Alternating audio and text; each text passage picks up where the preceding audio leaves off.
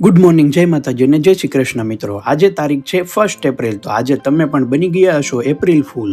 સવારમાં ઉઠી ગયા આપણે 8 વાગે અને આજનો દિવસ હતો સોના કરતા મોંઘો. પછી તો ભગવાનને નમીને કેલેન્ડર પર મારી દીધો ચેકડો અને આપણે કરી લીધો આજે નાસ્તો. આજે જવાનું હતું ભાઈનું લર્નિંગ લાયસન્સની એક્ઝામ આપવા માટે. જવાનું હતું કામરેજ અને સવારમાં લીધી હતી 1 કલાકની એપોઇન્ટમેન્ટ. આપણે નીકળી ગયા એક્ઝામ આપવા. પછી તો BMW ઉપર બેસી ગયા બેલ્ટ પહેરીને અને ચોંટી ગયા આપણે ગાડી ચલાવવા.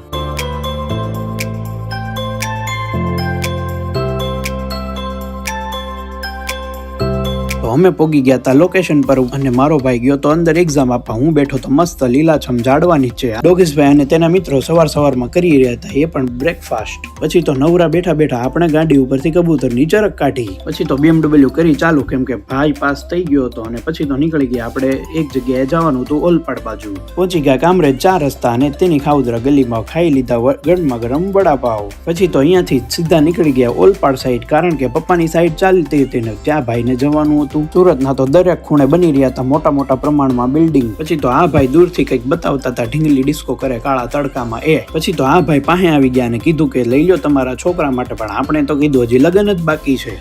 અત્યારે તો સુરતમાં મેટ્રોનું કામ જોરો શોરોથી ચાલે છે તો આપણે જોતા પહોંચ્યા સીધા સ્ટેશન. પછી તો પોગી ગયા આપણે રેલવે સ્ટેશન, પણ આજે તો ટ્રાફિક બહુ જ હતું અને અમે પહોંચવા આવ્યા હતા ખોડલ મંદિરે.